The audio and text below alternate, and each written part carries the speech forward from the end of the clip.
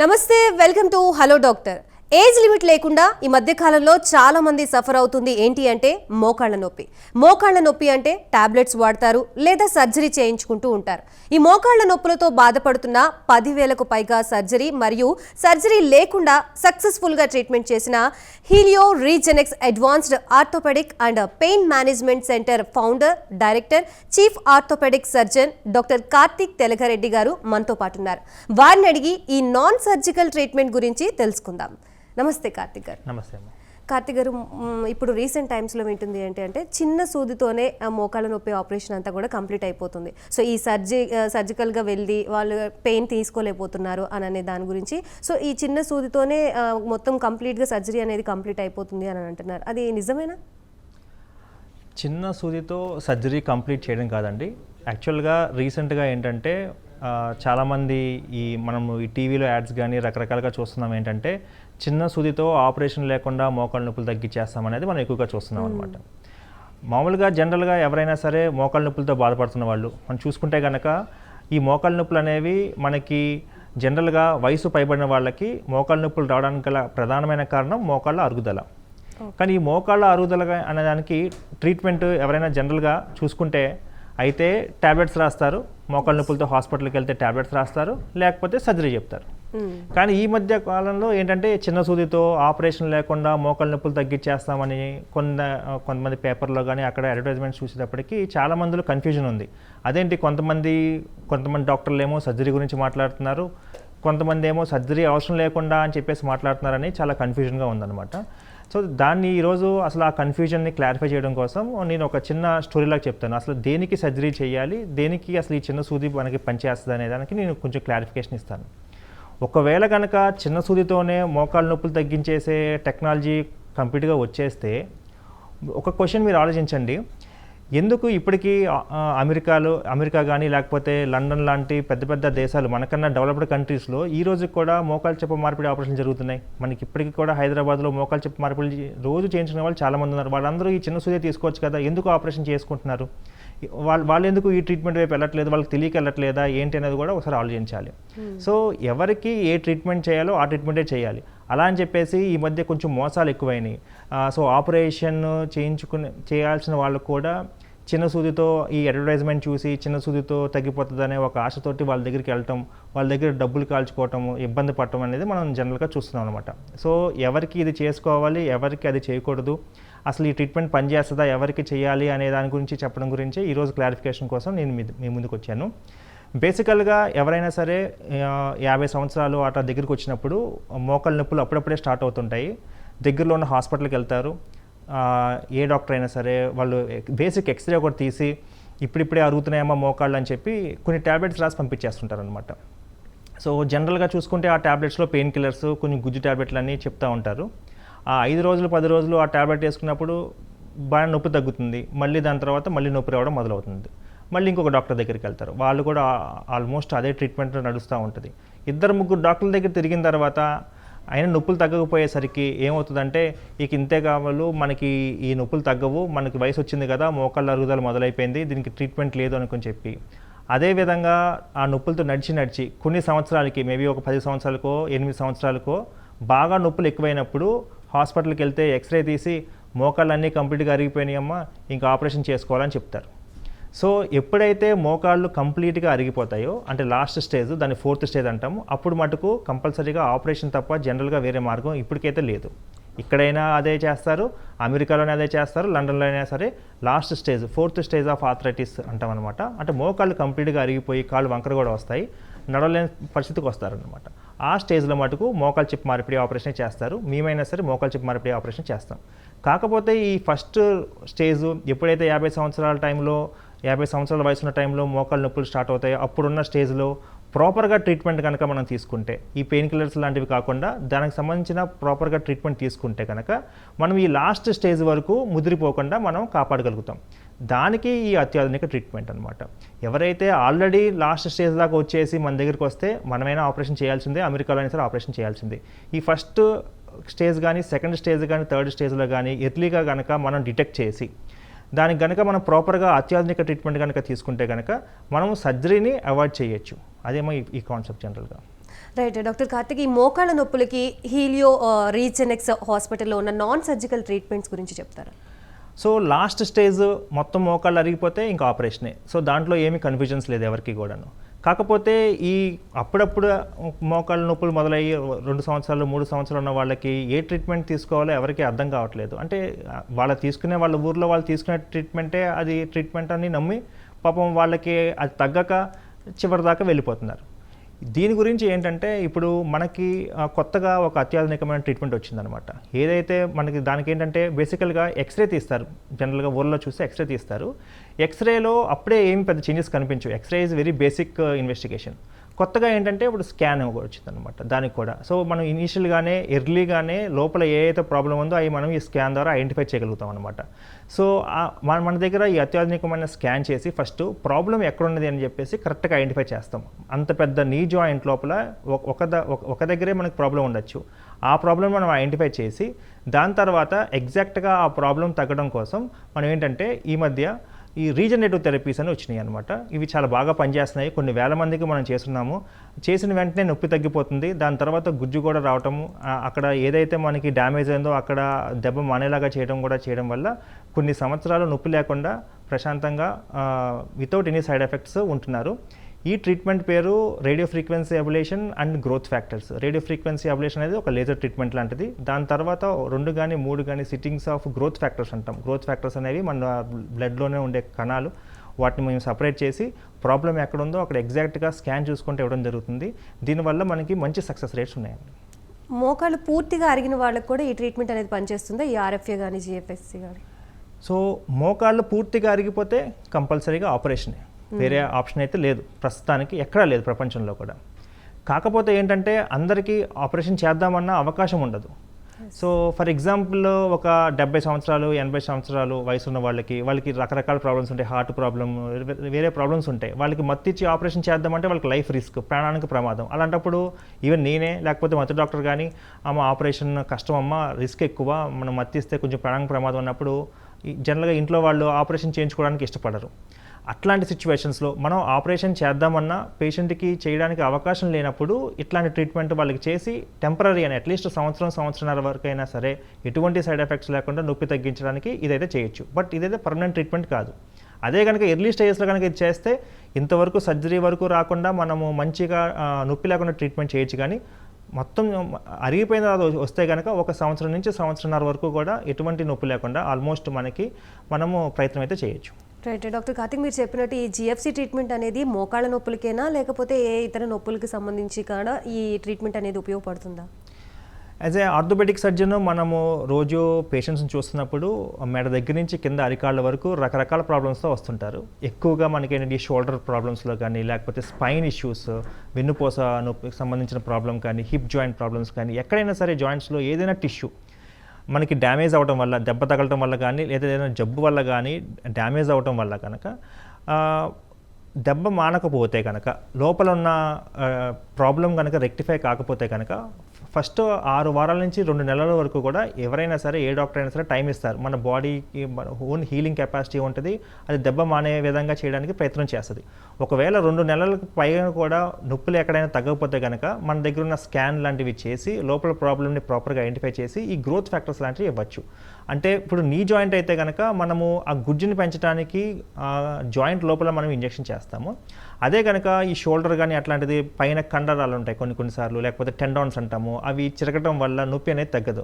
ఆ చిరగటం అనేది మనం అలాగే వదిలేస్తే కొన్నాళ్ళకి మనము ఈ జాయింట్స్ని ఉపయోగించక పెద్ద చిరుగు అయిపోయి ఆపరేషన్ వరకు వెళ్తాయి అనమాట. సో ఈ ఆపరేషన్ వరకు వెళ్లకుండా మనం ముందుగానే ఐడెంటిఫై చేసి ఆ చిరుగు దగ్గర ఎగ్జాక్ట్గా మనం స్కాన్ చూసుకుంటా ఈ గ్రోత్ ఫ్యాక్టర్స్ లాంటివి హీలింగ్ సెల్స్ని పంపించడం వల్ల అది నయమైపోతుంది. కాబట్టి జనరల్గా ఆపరేషన్ అవాయిడ్ చేయొచ్చు. సో ఈ గ్రోత్ ఫ్యాక్టర్స్ అనేది ఓన్లీ నీ జాయింట్ ఈ ఆర్థరైటిస్కే కాకుండా రకరకాల సిచ్యువేషన్స్లో మనం యూజ్ చేస్తుంటామండి. రైట్. ఈ జిఎఫ్సి ట్రీట్మెంట్ ఆల్మోస్ట్ ప్లాస్మా ట్రీట్మెంట్కి రిలేటెడ్గానే అని చెప్పేసి అంటున్నారు. ఈ రెండింటికి డిఫరెన్సెస్ ఏమైనా ఉన్నాయా, రెండు ఒకటేనా? ప్లాస్మా థెరపీ అంటే ప్లేటెడ్ రిచ్ ప్లాస్మా అండి. అది 20 సంవత్సరాల నుంచి 25 సంవత్సరాల నుంచి ఉన్న ట్రీట్మెంటే. కాకపోతే ఏంటంటే సో ఏదైతే మనకి అడ్వాన్స్మెంట్స్ అవుతూ ఉంటాయి కదండి, లైక్ ఫోన్ ఎట్లాగైతే ఇంతకుముందు నోకియా ఫోను ఇప్పుడు ఐఫోను ఎట్లాగైతే అడ్వాన్స్ అయినాయో టెక్నాలజీ లాగా, సో ప్లాస్మా థెరపీ కన్నా ఇప్పుడు వచ్చిన ఈ కొత్త గ్రోత్ ఫ్యాక్టర్స్ మనకు బాగా ఎఫెక్టివ్గా పనిచేస్తున్నాయి. ఎందుకంటే ప్లాస్మా థెరపీలో మనకు కావాల్సిన సెల్యులర్ కాంపోనెంట్స్ కాన్సన్ట్రేషన్ కన్నా ఇప్పుడు గ్రోత్ ఫ్యాక్టర్స్లో మనకు వచ్చిన సెల్యులర్ కాంపోనెంట్స్ కాన్సన్ట్రేషన్ చాలా ఎక్కువ. ఫర్ ఎగ్జాంపుల్ అది మనకి డీజిల్ లాగా అనుకుంటే కనుక ఇది బాగా రిఫైన్డ్ పెట్రోల్ లాంటిది అనమాట.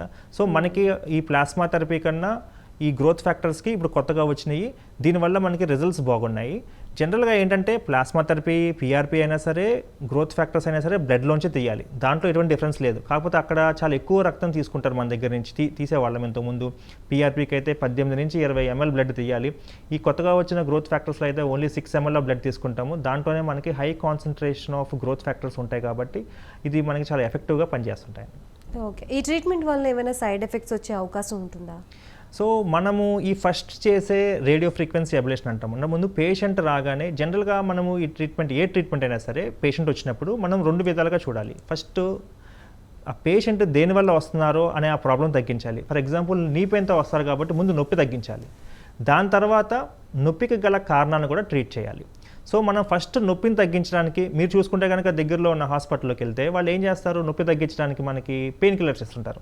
ఆ పెయిన్ కిల్లర్స్ మహా అయితే 5 రోజులు లేదా 10 రోజులు, అంతకన్నా ఎక్కువ వేసుకోవడానికి మీకు కూడా భయం వేస్తూ ఉంటుంది. ఎందుకంటే దానివల్ల సైడ్ ఎఫెక్ట్స్, గ్యాస్ ప్రాబ్లమ్స్ రావడం కానీ, కిడ్నీలో ఇష్యూస్ రావడం వల్ల కానీ. సో ఈ పెయిన్ కిల్లర్స్ వేసుకోవడం అనేది మంచిది కాదు. సో పెయిన్ కిల్లర్స్ ఒకటే ట్రీట్మెంట్ కాదు, వాళ్ళు నొప్పి తగ్గించడానికి సైడ్ ఎఫెక్ట్స్ ఉండే పెయిన్ కిల్లర్స్ ఎక్కువగా యూజ్ చేస్తుంటారు. కానీ ఎటువంటి సైడ్ ఎఫెక్ట్స్ లేకుండా నొప్పిని తగ్గించే ఏదైనా ఒక ట్రీట్మెంట్ ఉంది అంటే అది ఆర్ఎఫ్ఏ. అది మనం ఫస్ట్ చేస్తాం అందుకే. సో ఆర్ఎఫ్ఏ చేయగానే ముందు నొప్పి తగ్గిపోతుంది.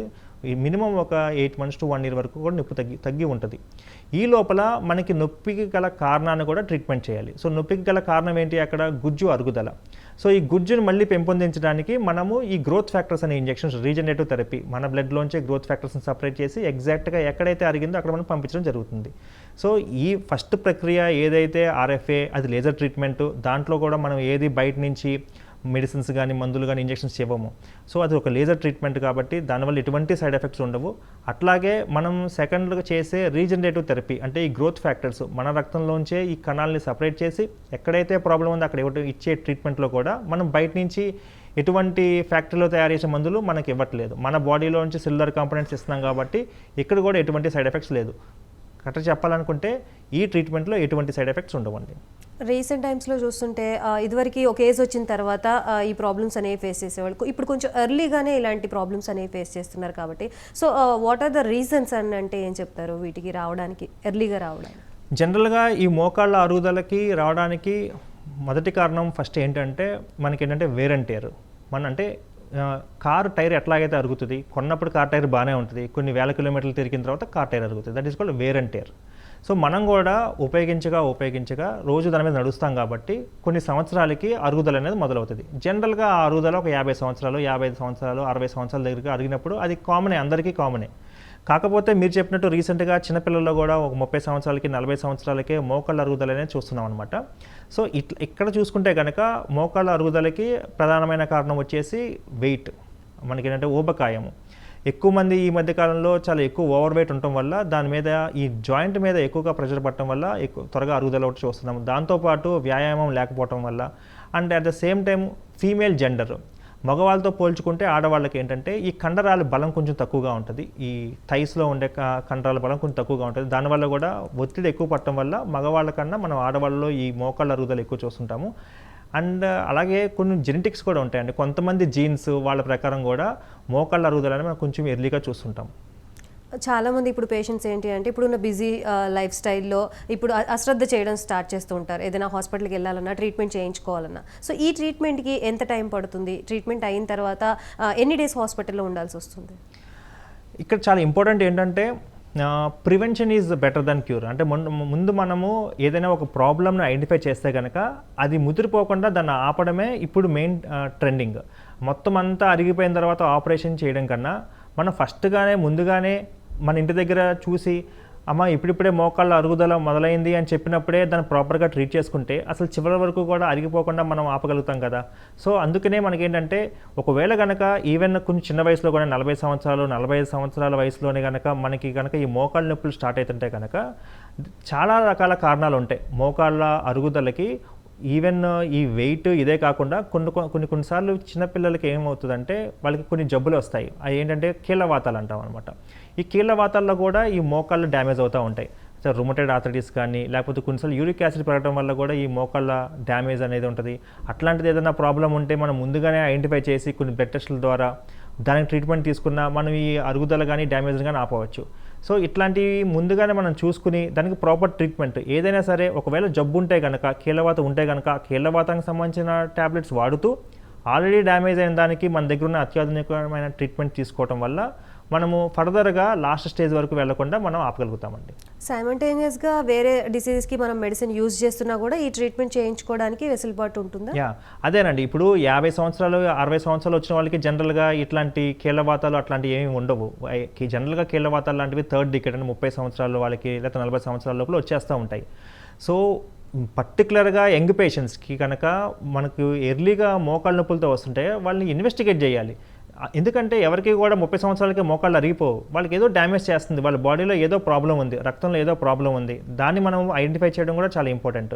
ఒకవేళ కనుక మేము జనరల్గా మన పేషెంట్ వచ్చినప్పుడు అవన్నీ మనం ఎగ్జామిన్ చేసిన తర్వాత బ్లడ్ టెస్టులు చేసి అది ఫైండ్ అవుట్ చేసి దాంతోపాటు ఆ ట్రీట్మెంట్తో పాటు ఈ గ్రోత్ ఫ్యాక్టర్స్ ట్రీట్మెంట్ కూడా మేము జనరల్గా చేసేది. సో ఆ ట్రీట్మెంట్ ఈ ట్రీట్మెంట్ కంబైన్ చేసి కూడా మనం ట్రీట్మెంట్ చేసుకోవచ్చు. కమింగ్ టు ట్రీట్మెంట్ కాస్ట్కి వచ్చేటప్పటికి కొన్ని హాస్పిటల్స్లో ఒక కాస్ట్ అంటున్నారు, కొన్ని హాస్పిటల్స్లో కాస్ట్. ఈ కాస్ట్లో అనేది డిఫరెన్సియేషన్ ఎందుకు వస్తుంది? బేసికల్గా ఇప్పుడు మనం చూసుకుంటే, అంటే ఇప్పుడు మనం కాస్ట్ గురించి మాట్లాడుకుంటే కనుక ఈ అత్యాధునిక చికిత్స కాస్ట్ గురించి మాట్లాడుకుందాము.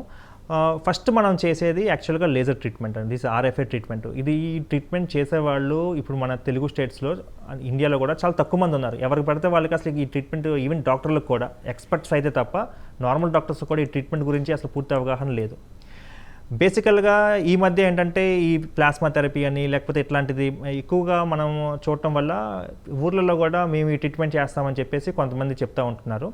వాళ్ళు ఏంటంటే డైరెక్ట్గా ఈ రేడియో ఫ్రీక్వెన్సీ అబ్లేషన్ చేయడం కానీ అదంతా వాళ్ళకి అవగాహన ఉండదు. అక్కడ ఈ ట్రీట్మెంట్ చేయరు ఫస్ట్ ఆఫ్ ఆల్. సో అక్కడ కాస్ట్ ఒకటి తగ్గిపోతుంది. అంటే ఇక్కడ ఆ ట్రీట్మెంట్ చేస్తే దానికి సంబంధించిన కాస్ట్ వాళ్ళు ఎక్స్ట్రా పే చేయాల్సి ఉంటుంది. బట్ అది చేయరు కాబట్టి అక్కడ కాస్ట్ తగ్గుతుంది.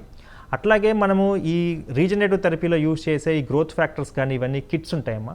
ఆ కిట్స్ అనేది మనకి ఇండియాలో ఎక్కడైనా సరే ఒక ప్రోడక్ట్, ఏ ప్రోడక్ట్ అయినా సరే తక్కువ ఖర్చు నుంచి ఎక్కువ క్వాలిటీ, ఎక్కువ ఖర్చు ఎట్లా ఉంటుందో ఈ కిట్స్ కూడా తక్కువ కాస్ట్వి ఉంటాయి, అట్లాగే ఎక్కువ కాస్ట్వి ఉంటాయి. సో ఒకవేళ కనుక మనము ఈ గ్రోత్ ఫ్యాక్టర్స్కి వాటికి లేకపోతే ప్లాస్మా థెరపీకి కానీ తక్కువ రకమైన ఖర్చు, కొంచెం చీప్ క్వాలిటీ కిట్స్ వాడితే కాస్ట్ తక్కువగా ఉంటుంది. మనం మంచి క్వాలిటీ కిట్స్ వాడితే కొంచెం కాస్ట్ ఎక్కువ ఉంటుంది. So based on this and that మేము ఈ ట్రీట్మెంట్ చేసేటప్పుడు స్కాన్స్ యూస్ చేసుకుంటా ప్రిసైజ్గా ఎక్కడైతే ప్రాబ్లం ఉందో అక్కడ స్కాన్ చూసుకుంటూ చేస్తాం అనమాట. సో అక్కడ అది వాళ్ళు యూజ్ చేయకుండా ఊరికే బ్లైండ్గా ఏమి చూడకుండా కూడా ఇచ్చేసే అవకాశం ఉంది.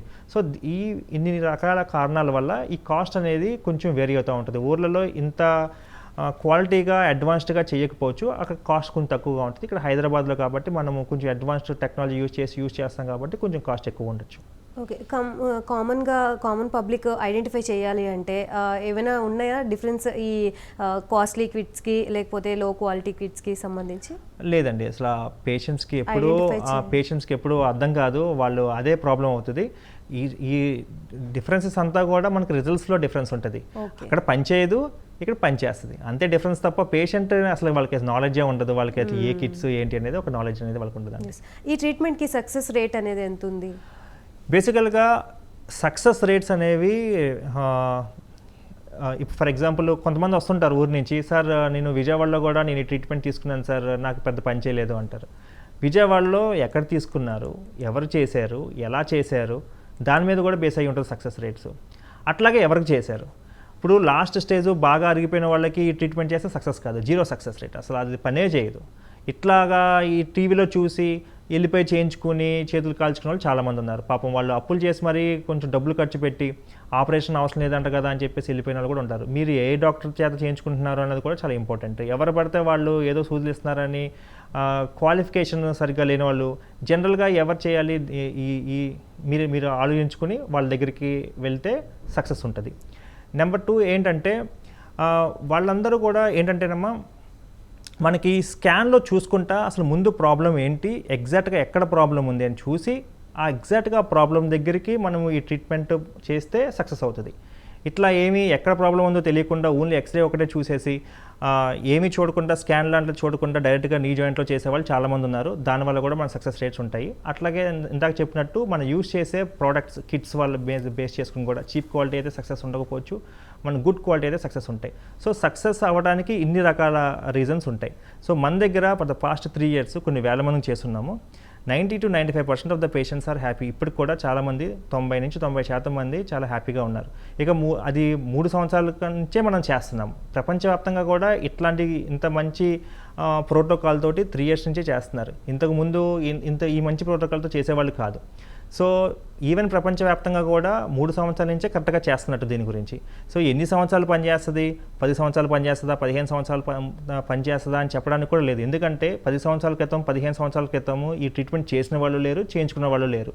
సో 3 years నుంచి అయితే మనం చేస్తున్నాం. 3 years నుంచి కూడా 90 to 95% of the patients are happy. Right, very nice. ఈ ట్రీట్మెంట్ తర్వాత పేషెంట్స్ ఎటువంటి జాగ్రత్తలు తీసుకోవాల్సి ఉంటుంది? సో ఈ ట్రీట్మెంట్ చాలా సింపుల్గా ఉంటుందండి. చాలామంది 400-600 కిలోమీటర్ల నుంచి వస్తారు. మార్నింగ్ ఒక 40 minutes to 1 hourలో ట్రీట్మెంట్ అయిపోతుంది. ఒక 20 minutes to half an hour కొంచెం రెస్ట్ తీసుకున్న తర్వాత ఇంటికి కూడా వెళ్ళిపోవచ్చు. మళ్ళీ బ్యాక్ టు 400-600 కిలోమీటర్స్ కూడా వెళ్ళిపోవచ్చు. హాస్పిటల్లో అడ్మిట్ అవ్వాల్సిన అవసరం కూడా ఏమీ లేదు. సో కాకపోతే ఈ ట్రీట్మెంట్లో ఉన్నంత కాలము మనము కింద కూర్చుని పైకి లెగటము, ఎక్కువ స్టెప్స్ ఎక్కి దిగటము, అదే పనిగా వ్యాయామం చేయటం, అంటే నడక, ఇంట్లో పనులు అయితే చేసుకోవచ్చు. కానీ ఒళ్ళు తగ్గడం కోసమో లేకపోతే షుగర్ తగ్గాలని చెప్పేసి రోజుకి 5 kilometers 6 kilometers తిరగడం లాంటివి కొంచెం మనం తగ్గించుకుంటే ఈ ట్రీట్మెంట్కి సక్సెస్కి ఇంకా మనకి బాగుంటుందండి. ఈ ట్రీట్మెంట్ తర్వాత ఏమైనా మెడిసిన్స్ యూజ్ చేయాల్సి ఉంటుందా వాళ్ళు పేషెంట్స్? ఈ ట్రీట్మెంట్కి సంబంధించిన మెడిసిన్స్ కొన్ని ఇస్తాం మనము. జస్ట్ ఒక 5 days to 5 రోజుల నుంచి ఒక వారం రోజులు ఆ మెడిసిన్స్ ఇస్తాం అంతే తప్ప ఈ మోకాళ్ళ నొప్పులు అసలు ట్రీట్మెంట్ చేస్తుందే నొప్పులు తగ్గడానికి, చేసిన తర్వాత వెంటనే నొప్పి తగ్గిపోతుంది. మళ్ళీ ఆ నొప్పి తగ్గడానికి దీర్ఘకాలికంగా మళ్ళీ మెడిసిన్స్ వాడాల్సిన అవసరం అయితే లేదండి. ఈ గుజ్జు తగ్గడం వల్ల, లేకపోతే ఏవో ఒక లోపల ప్రోటీన్స్ తగ్గడం వలనో, లేకపోతే పర్టికులర్ ఫుడ్ తగ్గడం వలనో ఇలాంటివి ముందుగానే ఫేస్ చేయాల్సి వస్తుంది అంటున్నారు కదా. సో ఏమైనా ఫుడ్ డైట్ అనేది ఉంటుందా తర్వాత వాళ్ళకి ట్రీట్మెంట్ తర్వాత? జనరల్గా మోకాళ్ళ లోపల గుజ్జు పెంచడానికి పర్టికులర్ ఫుడ్ అంటూ ఇప్పటిదాకా అయితే ఏమీ లేదండి. అవన్నీ మిత్స్ అంటాం. ఏంటంటే కొంతమంది మరి యూట్యూబ్లో వాటిలో చూసుకున్నా కానీ ఏదైతే జిగురు పదార్థాలు ఉన్నాయో వాటిని జ్యూస్ చేసి తాగితే గుజ్జు వస్తుంది అనేది ఒక అపోహ మాత్రమే. ఫర్ ఎగ్జాంపుల్ ఈ బెండకాయ జ్యూస్ చేసుకుని తాగడం, కొన్ని గింజలు జ్యూస్ చేసుకుని తాగడం వల్ల గుజ్జు రావడం అనేది ఇప్పటికైతే మనకి ఎవిడెన్స్ అయితే ఏమీ లేదు. సో పర్టికులర్గా ఈ ఫుడ్ తింటే మనకి గుజ్జు వస్తుందని అయితే లేదు.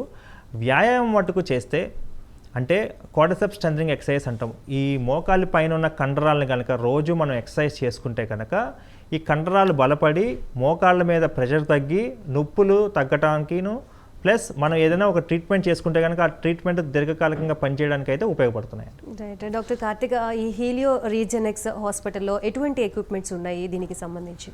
సో మనకేంటంటే ఇప్పుడు ఈ హీలియో రీజెనెక్స్లో అంటే మన హాస్పిటల్లో ఈ కొత్తగా వచ్చిన నాన్ సర్జికల్ ట్రీట్మెంట్ చేయడం గురించి మన దగ్గర ఒక మిషన్ ఉంటుంది, రేడియో ఫ్రీక్వెన్సీ అబ్లేషన్ అని, అలాగే కూలిఫ్ అని ఈ ఎక్విప్మెంట్ ఉంటుంది. దీని ద్వారా మనం ఏంటంటే ఇది US నుంచి జనరల్గా మనం ఇంపోర్ట్ చేసుకుంటాము.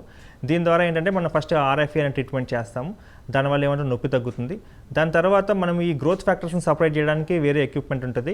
దాంతోపాటు మనకి ఏంటంటే హైలీ అడ్వాన్స్డ్ మస్కులోస్కెలిటల్ స్కాన్ అనే ఒక ఎక్విప్మెంట్ కూడా ఉంటుంది. దాంతోపాటు మేము చూసుకుంటా ఎక్కడైతే ప్రాబ్లం ఉందో ఐడెంటిఫై చేసి మనం ట్రీట్మెంట్ చేస్తుంటామండి. సో మీ దగ్గరికి వచ్చే పేషెంట్స్కి ప్రీవియస్ రికార్డ్స్ని బట్టి డయాగ్నోస్ చేసి పంపిస్తారు కదా ఆల్రెడీ. సో అది కన్సిడర్ చేస్తారా, లేకపోతే మీ దగ్గర ఫస్ట్ నుంచి ఒక ట్రీట్మెంట్ ప్రోటోకాల్ ఉంటుందా?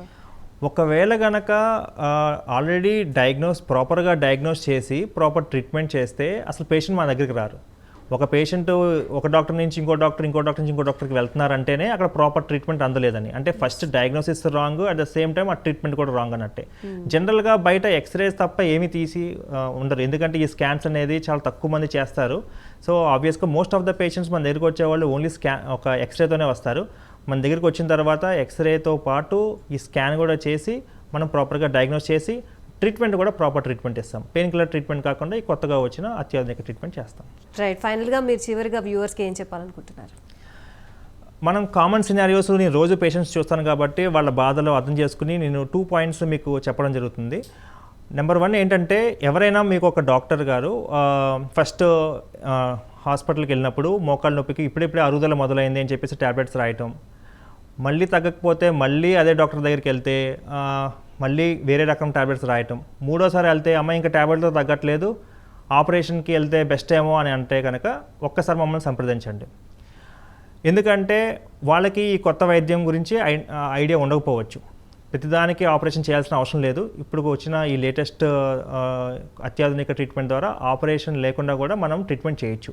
అట్లాగే ఇంకొంతమంది ఒక డాక్టర్ దగ్గరికి వెళ్ళినప్పుడు ఆపరేషన్ సజెస్ట్ చేస్తారు. ఎక్స్పర్ట్ దగ్గరికి ఏ డాక్టర్ అంటే ఆ డాక్టర్కి అనుకోవద్దు. Expert is different. ఎక్స్పర్ట్ అంటే ఈ మోకాళ్ళ దాని గురించి పూర్తి అవగాహన డాక్టర్ దగ్గరికి వెళ్ళినప్పుడు మాత్రమే వాళ్ళు ఆపరేషన్ సజెస్ట్ చేసి పూర్తిగా అరిగిపోయినాయి అని ఆపరేషన్ సజెస్ట్ చేసి, రెండో డాక్టర్ కూడా ఒపీనియన్కి వెళ్ళినప్పుడు కూడా వాళ్ళు ఆపరేషన్ సజెస్ట్ చేసి, మూడో డాక్టరు ఏ ఆపరేషన్ అవసరం లేదు దీనికి చిన్న సూదితో మనం తగ్గించేయచ్చు అన్నా కానీ మీరు సంప్రదించాలి. ఎందుకంటే ఇక్కడ మోసాలు ఎక్కువ జరుగుతున్నాయి. ఆపరేషన్ చేయాల్సిన ప్లేస్లో మనం కనుక ఈ ట్రీట్మెంట్ చేస్తే ఈ ట్రీట్మెంట్ పనిచేయదు. సో ఎక్కువగా ఈ సెకండ్ ఆప్షన్లో ఆపరేషన్ 4వ స్టేజ్లో ఉన్న వాళ్ళే ఎక్కువ మంది ఆశతోటి ఇది ఆపరేషన్ అని చెప్పారు కాబట్టి వీళ్ళు ఏదో సూది అంటున్నారు, ఇక్కడికి వెళ్తే మనకి ఆపరేషన్ లేకుండా తగ్గిపోతుందనే ఉద్దేశంతో ఆశతోటి వెళ్తున్నారు. సో అలాంటి వాళ్ళైనా సరే మీకు కరెక్ట్గా జెన్యున్గా ఏదైనా ఒపీనియన్ కావాలి అనుకుంటే కనుక దీనికి ఆపరేషన్ పడుతుందా లేకపోతే నాన్ సర్జికల్ పడుతుందా, ఎందుకంటే రెండూ చేసేది మేబీ ఈ తెలుగు స్టేట్స్లో ప్రస్తుతానికి ఈ ఒక్క డాక్టర్నే ఉన్నాను. నేను నీ రీప్లేస్మెంట్ ఆపరేషన్స్ చేస్తాను లాస్ట్ స్టేజ్ వాళ్ళకి, అట్ ద సేమ్ టైం ఎర్లీగా వచ్చిన వాళ్ళకి ఈ కొత్తగా వచ్చిన అత్యాధునిక ట్రీట్మెంట్ చేస్తాను. కాబట్టి నేను జెన్యున్గా ఒక ఒపీనియన్ మీకు ఇస్తాను, ఏది చేసుకోవాలి ఏది చేస్తే బాగుంటుందని చెప్పేసి ఒక ఒపీనియన్ అయితే నేను ఇస్తాను. Right, thank you so much doctor Karthik for being here and explaining about all this. So ఇది ఆడియన్స్కి బాగా యూజ్ అవుతుందని అనుకుందాం. సో ఇది ఇవాల్టి హలో డాక్టర్ కార్యక్రమం. మరొక కార్యక్రమంతో మళ్ళీ కలుద్దాం. అంతవరకు సెలవు, నమస్తే.